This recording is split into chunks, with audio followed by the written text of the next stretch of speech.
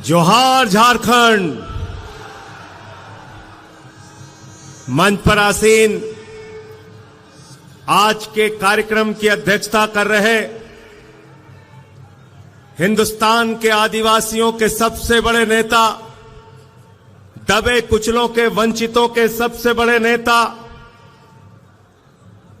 शिबू सोरेन जी, झारखंड के मुख्यमंत्री चंपई सोरेन जी, पंजाब के मुख्यमंत्री भगवंत मान जी, उत्तर प्रदेश के पूर्व मुख्यमंत्री अखिलेश यादव जी, जम्मू कश्मीर के पूर्व मुख्यमंत्री फारूक अब्दुल्ला जी, हमारे बीच में दो वीरांगनाएं बैठी हुई हैं, कल्पना सोरेन जी, सुनीता केजरीवाल जी। आज जब ये अपने घरों से निकल सकती हैं तो हम सबकी जिम्मेदारी है कि आज नरेंद्र मोदी की सरकार से दो दो हाथ करने के लिए हम भी सड़कों पे उतरे, हम भी मैदान में आए। बिहार के अंदर भारतीय जनता पार्टी की दुकान बंद कराने का जिम्मा जिस नौजवान ने अपने कंधे पे लिया है, मैं बधाई देना चाहता हूं तेजस्वी यादव जी, जिस तरह से दिन रात मेहनत करके बिहार से भाजपाइयों का सफाया करने के लिए दिन रात मेहनत कर रहे हैं। प्रियंका चतुर्वेदी जी महाराष्ट्र के अंदर इनका पूरा गठबंधन लग के भाजपा को वहां से हटाने का काम कर रहे हैं। दीपांकर भट्टाचार्य जी और टीएमसी के नेता विवेक गुप्ता जी, कांग्रेस पार्टी के सीएलपी के लीडर, आप सबका मैं हृदय की गहराइयों से अभिनंदन करता हूं। और आज जो सामने यहां पर इतनी बड़ी तादाद में इकट्ठा हुए हैं, अपने नेता हेमंत सोरेन के लिए इकट्ठा हुए हैं, आप ये संदेश देना चाहते हैं, भगवान बिरसा मुंडा की धरती से नरेंद्र मोदी को संदेश देना चाहते हैं कि पूरे देश का आदिवासी समाज इस बार तुम्हारी जमानतें जब्त कराने का काम करेगा। बताओ तैयार हो कि नहीं तैयार हो? तैयार हो ना? तैयार हो? मैं दिल्ली से चल के आया हूं, 6 महीने मुझे नरेंद्र मोदी ने जेल में रखा। हमारे सबसे बड़े नेता अरविंद केजरीवाल जी जेल में है, मनीष सिसोदिया जेल में है, सत्येंद्र जेल में है, पूरी पार्टी को पकड़ पकड़ के जेल में डाल रहे हैं। झारखंड के सबसे लोकप्रिय नेता भाई हेमंत सोरेन को तुमने जेल में डाल दिया मोदी जी। केजरीवाल का संदेशा है, पूरी दिल्ली, पूरा देश झारखंड के साथ है, आपकी लड़ाई में आपके साथ खड़ा है, डरने की जरूरत नहीं है। तुम जेल से डरा रहे हो, भगवान बिरसा मुंडा के अनुयायियों को जेल से डराते हो। अरे हमारा इतिहास पढ़ लेना, झारखंड का इतिहास पढ़ लेना नरेंद्र मोदी जी। अंग्रेजों को जंगल में रह के भगाने का काम बिरसा मुंडा के नेतृत्व में आदिवासी समाज के लोगों ने किया है। जंगल में रह के शिबू सोरेन जी के नेतृत्व में झारखंड को बनाने का काम झारखंड के लोगों ने किया है। जंगल में रहकर अपने अधिकारों की लड़ाई लड़ने वाले लोगों को जेल से डराने की कोशिश मत करना। तुम्हारी जमानतें पूरे देश में जब्त कराने के लिए देश के आदिवासी, दलित, पिछड़े समाज के लोग एकत्रित हैं। बिल्कुल ठीक कहा दीपांकर भाई ने, पूरे हिंदुस्तान में बाबा साहब डॉक्टर भीमराव अंबेडकर जी का संविधान चलता है। हम सब लोग बाबा साहब डॉक्टर भीमराव अंबेडकर के संविधान को मानते हैं। भारत तो बाबा साहब के संविधान को मानता है, लेकिन भाजपाई नागपुर के संविधान को मानते हैं, नागपुर के संविधान को। और नागपुर का संविधान क्या कहता है? नागपुर का संविधान कहता है दलितों का आरक्षण खत्म करो, आदिवासियों का आरक्षण खत्म करो, पिछड़ों का आरक्षण खत्म करो, चुनाव खत्म करो, नरेंद्र मोदी की तानाशाही इस देश में लाओ। मैं आपसे कहना चाहता हूं, ये अंतिम चुनाव है मेरे भाइयों। इस बार चुनाव में इनकी जमानतें जब्त कराकर इनको हराने का काम करना और कहना हम देश का संविधान बदलने नहीं देंगे। बताओ इस लड़ाई में आप लोग तैयार हो? हाथ उठा के संविधान बचाने के लिए तैयार हो? लोकतंत्र को बचाने के लिए तैयार हो? अरे ये वोट की ताकत जो आपसे छीनी जा रही है, उस ताकत को बचाने के लिए तैयार हो ना? आरक्षण को जो खत्म करने की भाजपा ने कोशिश की है, उसको बचाने के लिए तैयार हो कि नहीं हो? क्या कहते हैं भाजपाई? अयोध्या से इनका कैंडिडेट है लल्लू सिंह। वो कहता है 400 सीट दे दो, संविधान बदलना है। ज्योति मिर्धा बीजेपी की प्रत्याशी कहती है 400 सीट दे दो, संविधान बदलना है।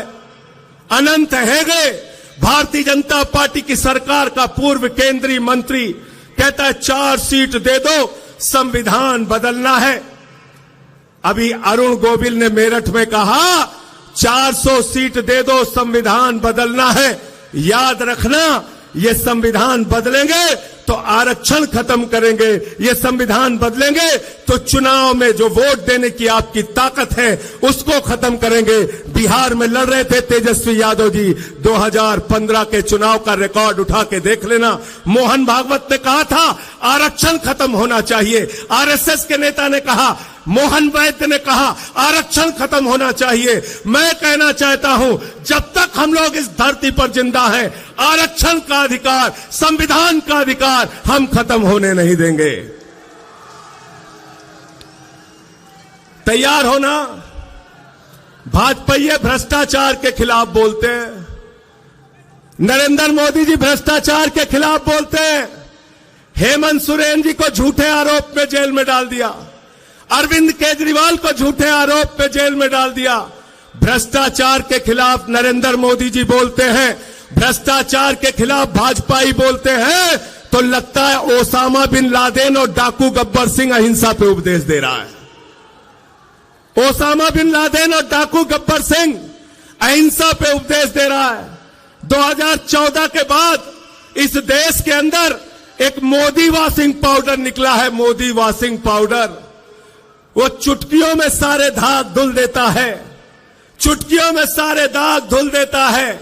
उस मोदी वॉशिंग पाउडर ने कहा अजीत पवार के ऊपर 70,000 करोड़ का घोटाला लगाया, आरोप लगाया, खुद प्रधानमंत्री ने लगाया, बीजेपी के साथ शामिल कर लिया। छगन भुजबल पर भ्रष्टाचार का आरोप लगाया, बीजेपी के साथ शामिल कर लिया। हसन मुशर्रफ पर भ्रष्टाचार का आरोप लगाया, बीजेपी के साथ शामिल कर लिया। अशोक चौहान पर भ्रष्टाचार का आरोप लगाया, बीजेपी के साथ शामिल कर लिया। नारायण राणा पर भ्रष्टाचार का आरोप लगाया, बीजेपी के साथ शामिल कर लिया। मुकुल राय शुभेंदु अधिकारी पर भ्रष्टाचार का आरोप लगाया, बीजेपी के साथ शामिल कर लिया। हेमंत विश्व शर्मा पर भ्रष्टाचार का आरोप लगाया, बीजेपी के साथ शामिल कर लिया। बीजेपी का नारा है, जो जितना बड़ा भ्रष्टाचारी वो उतना बड़ा पदाधिकारी। गलत तो नहीं कह रहा हूं, गलत तो नहीं कह रहा हूं। जितने भ्रष्टाचारी हैं कहां हैं आज? मोदी जी कहते हैं भ्रष्टाचारियों को नहीं छोड़ूंगा, ये मोदी की गारंटी है। मैंने कहा मोदी जी बिल्कुल आप ठीक कहते हैं, आप एक भी भ्रष्टाचारी को नहीं छोड़ेंगे, ये मोदी की गारंटी है। भ्रष्टाचारियों को नहीं छोड़ूंगा, इस बात की गारंटी है। पूरब से लेकर पश्चिम तक, उत्तर से लेकर दक्षिण तक सारे भ्रष्टाचारियों को बीजेपी में शामिल करूंगा, इस बात की गारंटी है। गलत तो नहीं कह रहा हूं। सारे बेईमान कहां हैं आज? सारे बेईमान किस पार्टी में हैं? जोर से बोलिए, जोर से बोलिए। बीजेपी में, बीजेपी में। और भ्रष्टाचार के खिलाफ प्रधानमंत्री बोलते हैं, भ्रष्टाचार के खिलाफ आवाज उठाते हैं। अभी हमारे भाई सीएलपी के लीडर कह रहे थे बुजुर्गों के लिए पेंशन की योजना आप लेके आए, स्कूल बनाया, अस्पताल बनाया। केजरीवाल जी प्रचार करते हैं, कहते हैं स्कूल बनाएंगे, अस्पताल बनाएंगे। हेमंत सोरेन जी प्रचार करते हैं, कहते हैं स्कूल बनाएंगे, अस्पताल बनाएंगे, बुजुर्गों को पेंशन देंगे, आदिवासी समाज के लिए काम करेंगे, दलितों के लिए, पिछड़ों के लिए काम करेंगे। भगवंत मान जी, अखिलेश यादव जी अपनी रैलियों में जाते हैं, तेजस्वी यादव अपनी रैलियों में जाते हैं, कहते हैं स्कूल बनाएंगे, अस्पताल बनाएंगे, पेंशन देंगे, बेरोजगारी भत्ता देंगे। नरेंद्र मोदी जी चुनाव प्रचार में जाते हैं, कहते हैं भाइयों और बहनों, गांव गांव में कब्रिस्तान है तो शमशान होना चाहिए कि नहीं होना चाहिए? क्या कहते हैं? क्या कहते हैं? भाजपाई शमशान बना सकते हैं, आपके बच्चों के लिए स्कूल और अस्पताल नहीं बना सकते। याद रखना, याद रखना। इसलिए आपसे निवेदन और विनती करने के लिए आया हूं और दिल्ली के मुख्यमंत्री केजरीवाल जी का संदेश, उनके तरफ से धन्यवाद और आभार देने के लिए भी आया हूं।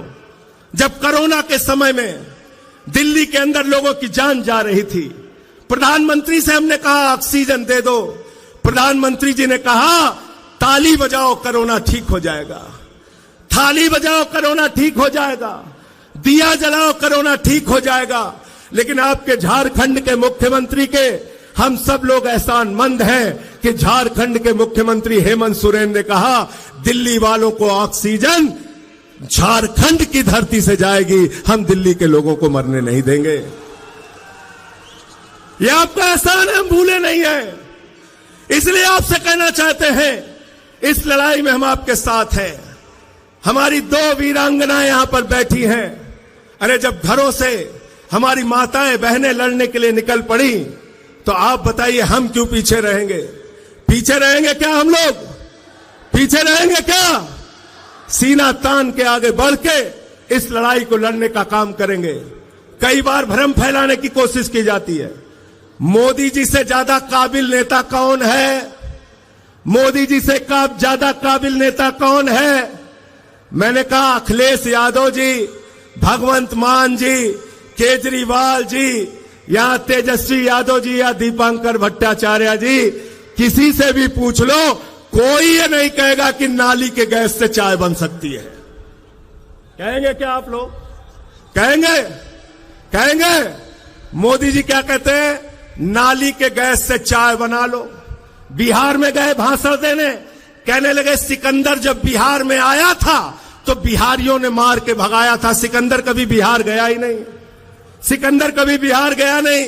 हमारे यहां गोरखपुर में गए, कहने लगे बाबा गोरखनाथ, संत कबीर, बाबा गुरु नानक देव एक साथ बैठ के मीटिंग करते थे। तीनों के जीवन काल में पता नहीं कितने कितने सालों का अंतर है।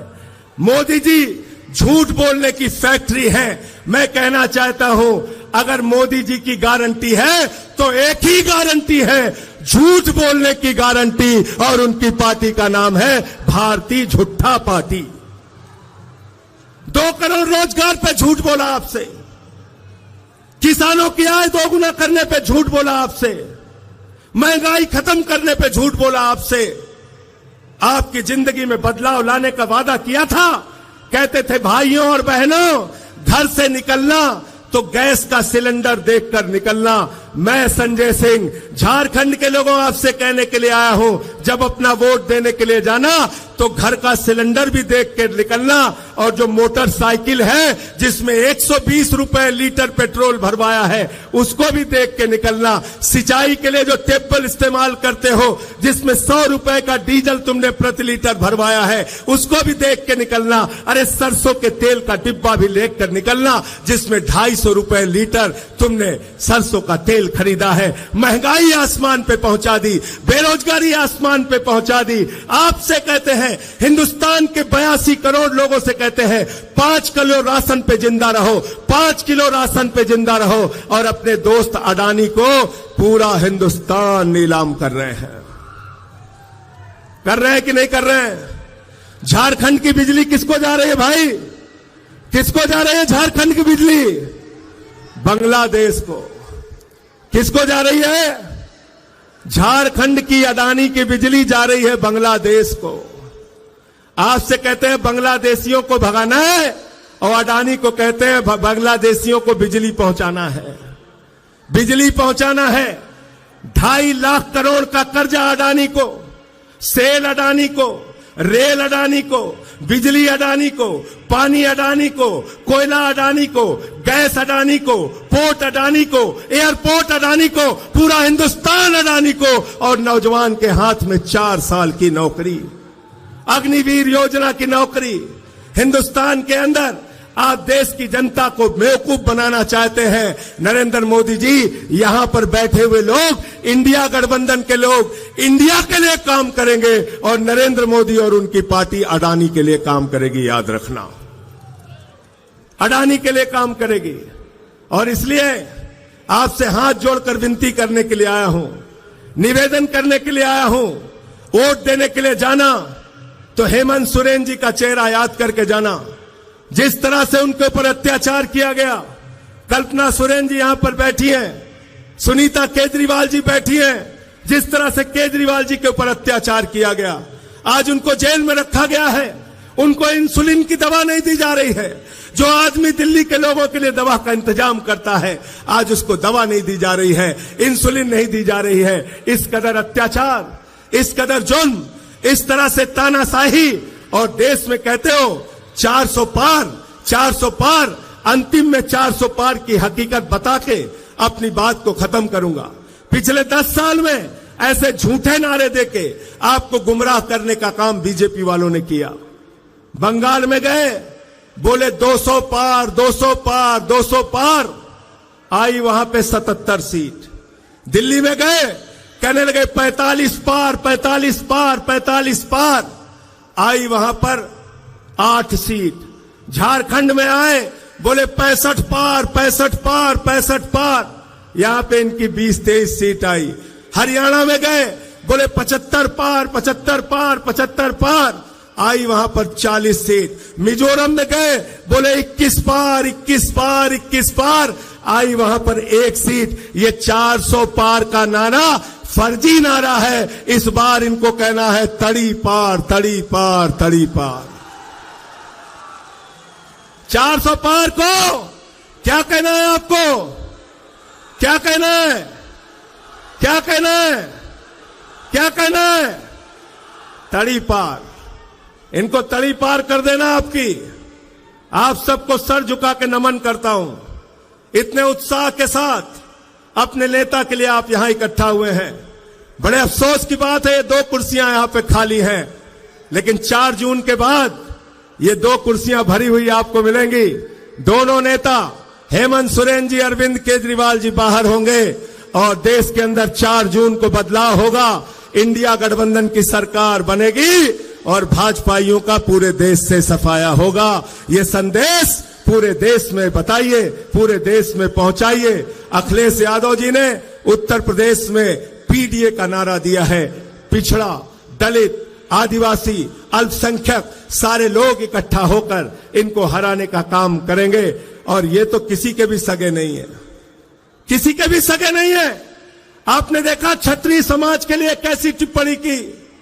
भाजपा सरकार के केंद्र मंत्री रूपाला ने क्षत्रिय समाज के बहु बेटियों पे सवाल उठाया। मैं कहना चाहता हूं राजपूत समाज के लोगों, अगर जरा सा भी स्वाभिमान तुम्हारे अंदर है तो भाजपा को इस बार अपने वोट की ताकत से सबक सिखाने का काम करो, और इनके खिलाफ वोट दो। इनका झंडा उठाना बंद करो। इनको कंधे पर बैठा के तुमने कहां से कहां पहुंचा दिया, और आज ये तुम्हारी बहु बेटियों पे सवाल उठा रहे हैं। इसलिए मैं फिर से एक बार आपको नमन करते हुए, प्रणाम करते हुए आज की कामयाब रैली के लिए झारखंड मुक्ति मोर्चा के सभी नेताओं को बधाई देते हुए, इंडिया गठबंधन के सभी नेताओं और कार्यकर्ताओं को बधाई देते हुए, जोहार झारखंड, जय हिंद, जय हिंद। बहुत बहुत धन्यवाद।